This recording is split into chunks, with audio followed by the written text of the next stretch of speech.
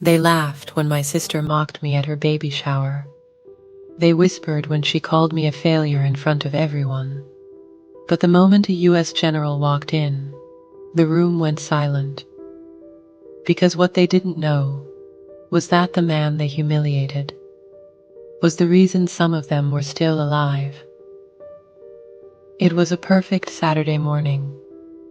Too perfect, the kind of morning that feels staged. Sunlight slipping through the blinds at the exact angle to make you feel guilty for not being happy. I stood in front of my closet, arms crossed, staring at my clothes like I was preparing for war.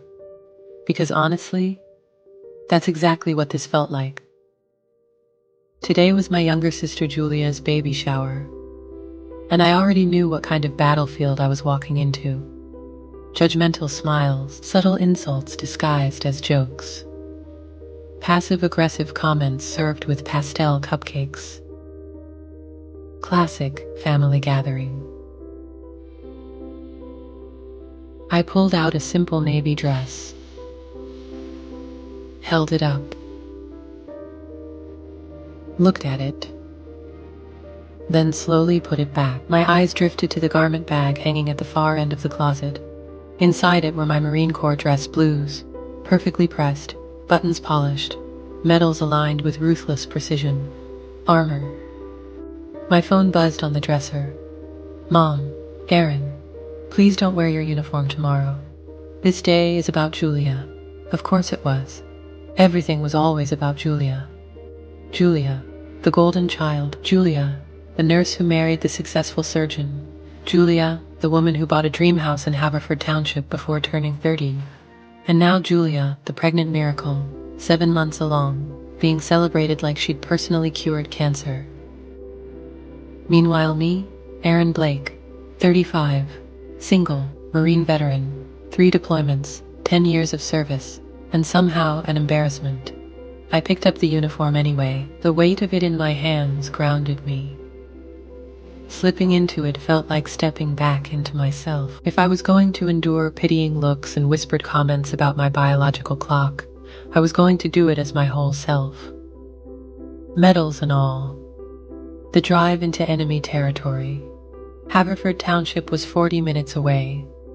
40 minutes to rehearse fake smiles and polite answers. No, there's no one special. Yes, I'm happy. No, I don't regret my choices. None of it would ever be enough. Halfway there, my phone buzzed again. Mom, just checking. You're on your way, right? Julia really wants you there. I snorted softly. Sure she did. The neighborhood looked exactly how I remembered it. Identical houses, manicured lawns, SUVs lined up like trophies. A white tent stretched across Julia's front yard. Pastel decorations fluttered in the breeze. A sign read, "Welcome, baby Blake." I parked. Took a deep breath.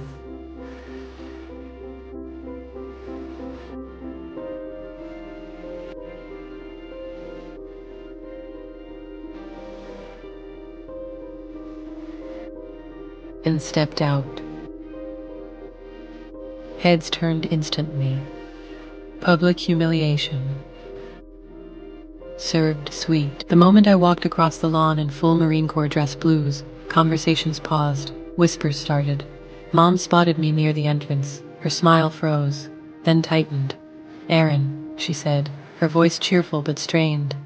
"You look official." Official. That was new. Before she could say more, Julia appeared in the doorway, glowing, perfect hair, flowing dress, hands resting on her belly like a magazine cover model. "Aaron, you made it," she announced loudly. "I wasn't sure you'd show, but here you are. Always making an entrance." Laughter. Soft, polite, cruel. I smiled anyway. "Good to see you, Julia." She barely glanced at the gift before turning back to the crowd. "Let's get started." "We don't want to keep anyone waiting, of course not." Inside, the decorations were overwhelming. Pinterest perfection. Mimosa bar, baby trivia, matching napkins. I stood near the drinks, holding orange juice like a shield. That's when Julia struck, loud enough for everyone to hear. "Well, guess who's still single?" Silence, then chuckles. Mom followed it up effortlessly. Julia really made good choices. A wonderful husband, a baby on the way, we're so proud. She didn't look at me. I burned. But I didn't flinch. The exit I needed. I stepped outside to breathe. Sat on a bench beneath a tree. I'd faced worse. Gunfire. Explosions. Fear. But nothing prepared you for family cruelty wrapped in smiles. That's when a small voice asked, "Are you sad?" I looked up. A boy. Maybe 7. Big eyes. Curious. "Maybe," I said honestly. "My dad looks like that when he's sad," he said. Then a deeper voice. "Max." There you are. I looked up again, and everything changed. A man stood there in dress blues. Tall. Calm. Commanding. Military. He offered his hand. Grant Coleman. I shook it. Aaron Blake. Recognition flickered in his eyes. A brigadier general.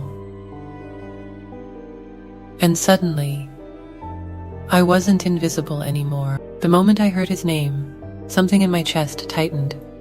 Grant Coleman, not just military, not just high-ranking. This man didn't carry authority the way some people flaunt it. He wore it the way gravity exists, unavoidable, unquestionable. Julia stepped out onto the porch just then, her smile already rehearsed. "Dad, you found Max?" she said brightly, placing a possessive hand on the boy's shoulder. "Dad," that's when it clicked. The general wasn't just a guest, he was her husband's father. My sister had married into power. And yet, she had no idea what kind of power was standing right next to me. General Coleman's eyes moved from Julia to me, then back again. Slow, calculated.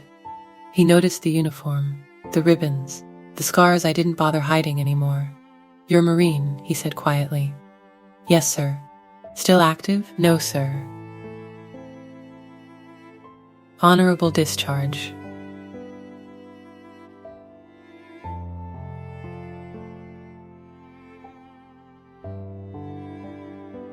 He nodded.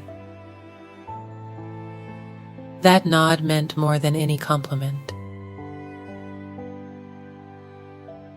Behind us, the party had gone quiet. People were watching now, sensing something they didn't understand. Julia's smile twitched. "Oh, Aaron served," she said casually, waving a hand. "Didn't really work out long term." That was the lie she always used. The general looked at her, then back at me. "Where did you deploy?" "Fallujah." "Helmand, Kandahar." Someone dropped a glass inside. The silence thickened. Grant Coleman turned fully toward me now. "Who was your commanding officer in Helmand?" I answered without hesitation. "Colonel David Harrow, sir." For the first time, the general smiled. "A real one." "I buried him," he said softly. Julia's hand tightened on her belly. The balance of the room shifted. The toast that changed the room. Inside, Julia tried to regain control. She clinked her glass, forcing laughter. "All right, everyone. Let's get back to celebrating. This is supposed to be a happy day." Grant Coleman didn't sit. He stood. Straight-backed. Silent.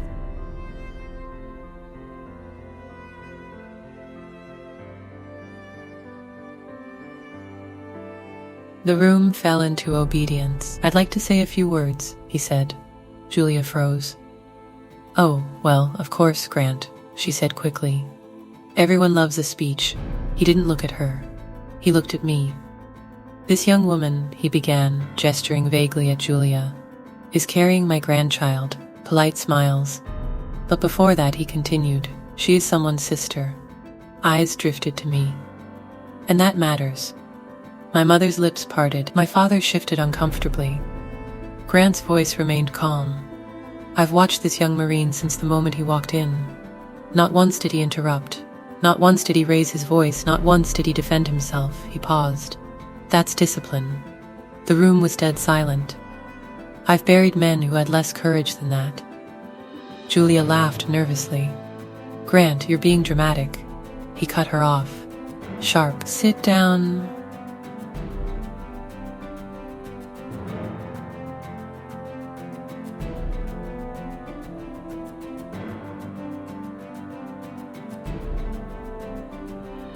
She did. I'd never seen my sister sit when told. The first crack. In the perfect image. Julia, the general said. Do you remember the background check before the wedding? Her eyes flickered. Yes, and do you remember? He continued evenly. Why it took longer than expected. My heart started pounding. I had no idea what was coming. But I knew this wasn't about me anymore. Julia swallowed. There were paperwork delays. Grant nodded. Yes, because some things were omitted. Gasps rippled through the room. My mother stood. Excuse me, this is inappropriate. The general raised a hand. She sat back down.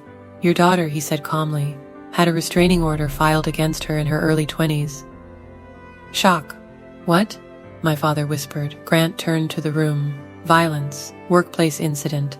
Knife involved. My vision blurred. Knife. Julia's face drained of color. That was nothing. She snapped. He deserved it. I stopped breathing. The room exploded into whispers. Grant's voice dropped.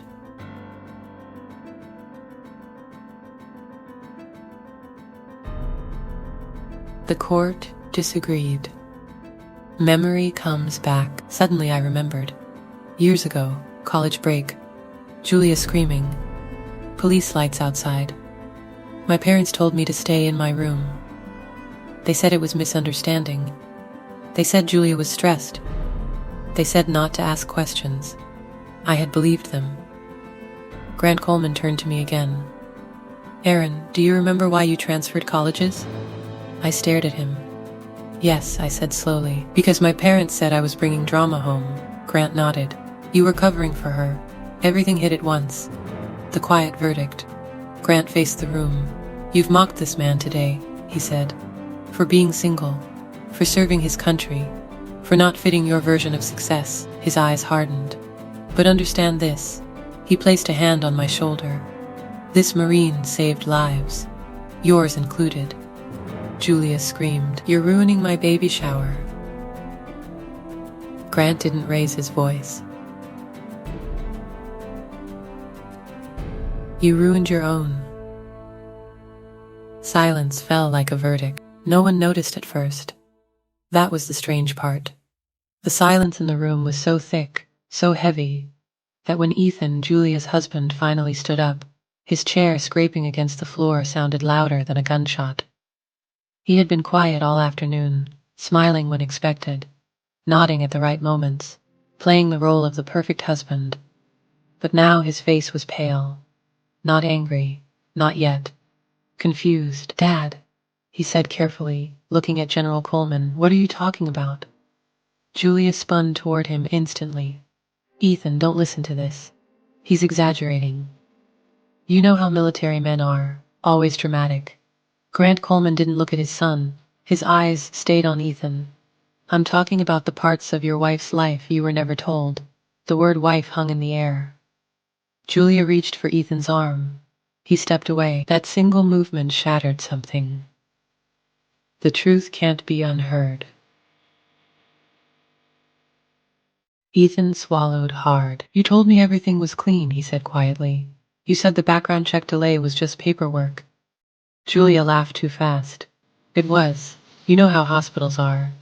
Julia, Ethan interrupted. She froze. He had never interrupted her before. My father doesn't lie, he said. And he doesn't speak unless it matters. Grant finally turned. There were 3 incidents, he said evenly. 2 reported, 1 buried. My mother gasped. My father stared at the floor. I felt like the ground had dropped out from under all of us. Ethan's voice shook. 3? Grant nodded.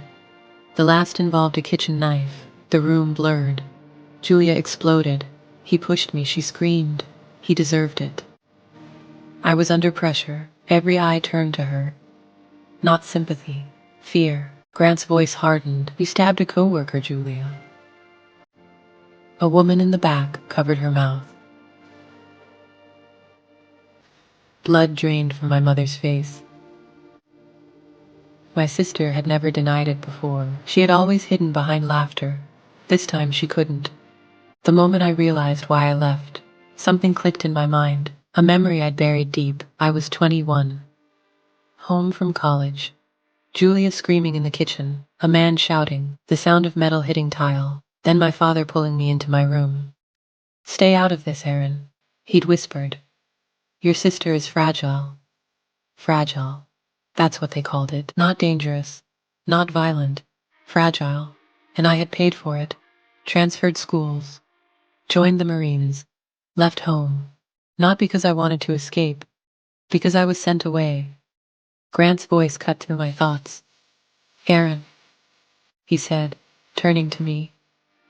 "Why didn't you ever speak up?" Every face turned toward me. My throat tightened. "I didn't know the truth," I said. "I just knew I was told to leave." My mother burst into tears.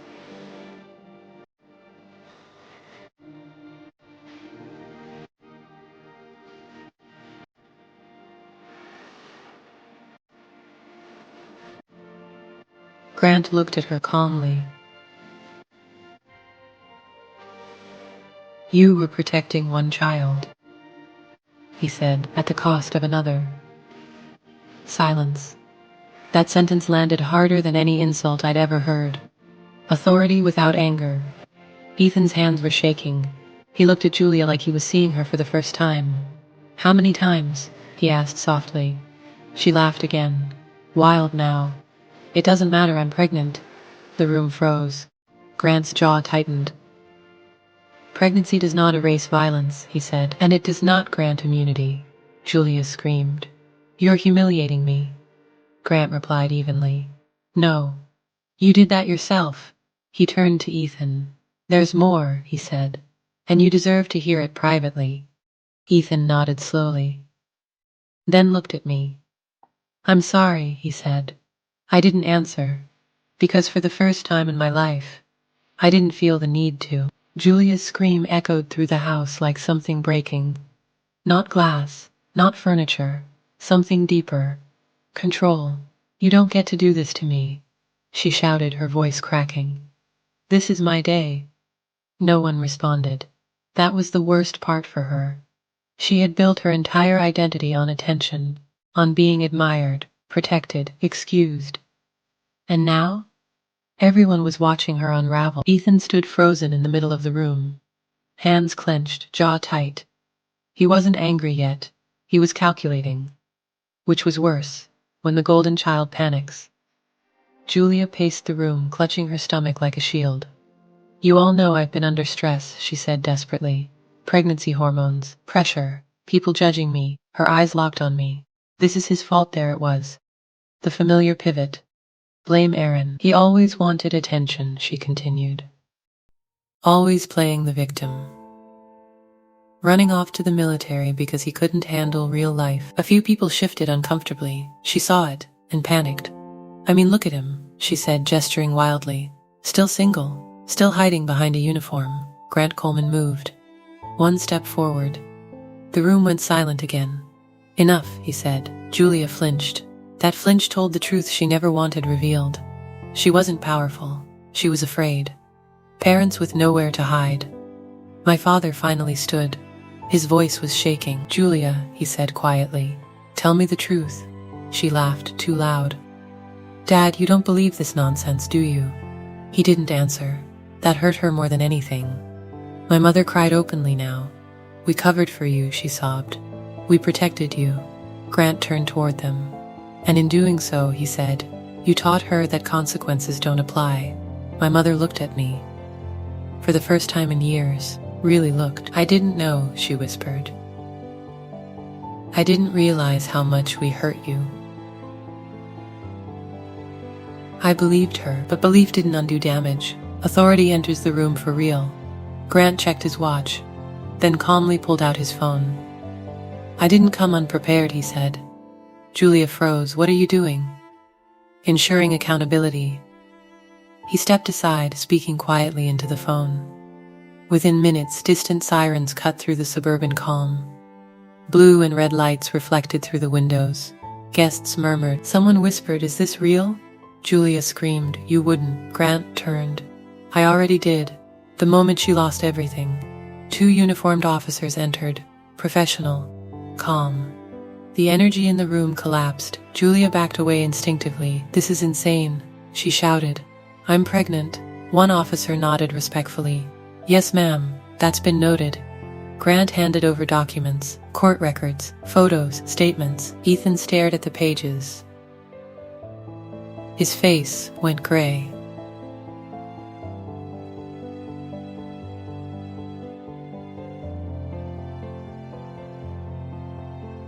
"You lied to me," he said quietly. Julia lunged toward him. "Ethan, please." He stepped back. "I don't know who you are." That sentence destroyed her. She fell to her knees, sobbing. The guests looked away. No one filmed, no one laughed, because this wasn't drama anymore, it was truth. And then I spoke. I hadn't planned to. But silence had followed me my entire life, and I was done carrying it alone. "I left because you told me to," I said calmly. Every head turned. "I joined the Marines because home wasn't safe anymore." My voice didn't shake. "That uniform you mocked?" I continued. "It was the only place I was treated fairly." My mother collapsed into a chair. Julia looked up at me. Hatred. Fear. Recognition. For the first time, she understood. She had lost. The police didn't rush. That was the strangest part. No shouting. No handcuffs clicking dramatically. Just calm, controlled inevitability.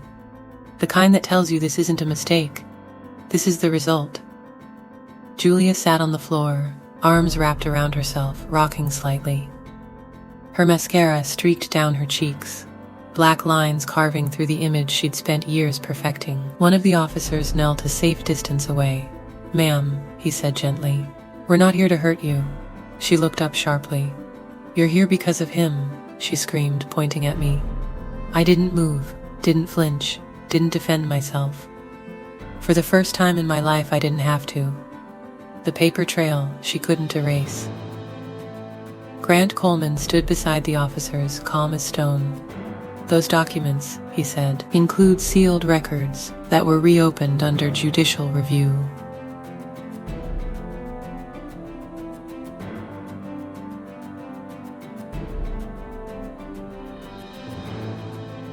Julia froze. "What?" she whispered. Grant continued evenly. "You violated the conditions of your prior probation by failing to disclose violent history during a medical licensing process." Ethan's breath hitched. "Medical licensing?" Julia's eyes darted. Grant nodded. "Which makes this," he said, "not a family issue." He looked at the officers. "It's a legal one."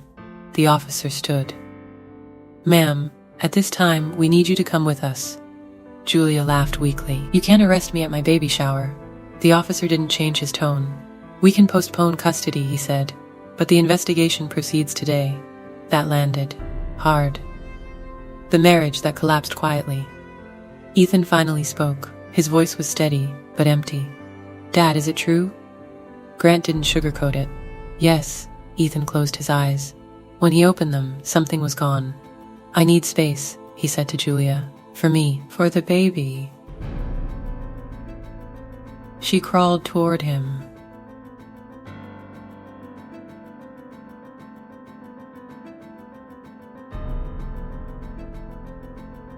"Please.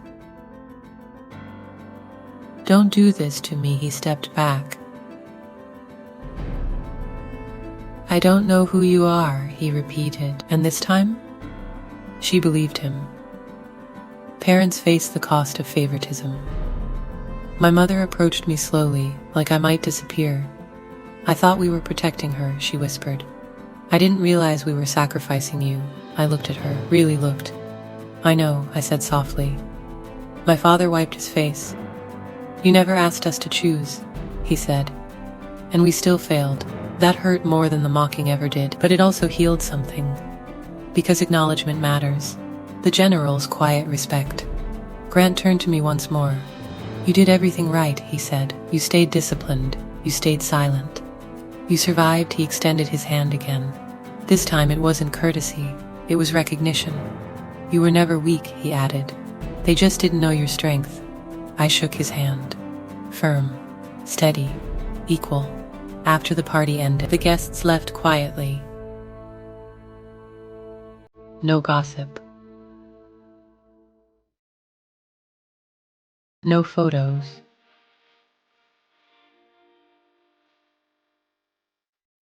The decorations sagged in the late afternoon heat.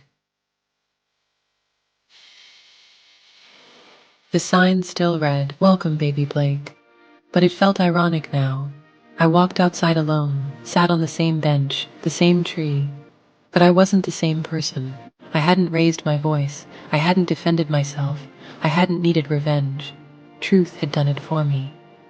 The ending that matters. Later that night, my phone buzzed. A message from Ethan. "Thank you for not lying, even when it cost you everything." I stared at it for a long time.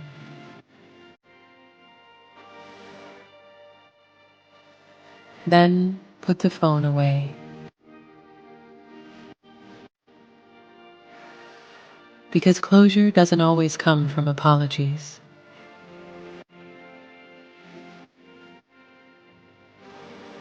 Sometimes it comes from finally being seen.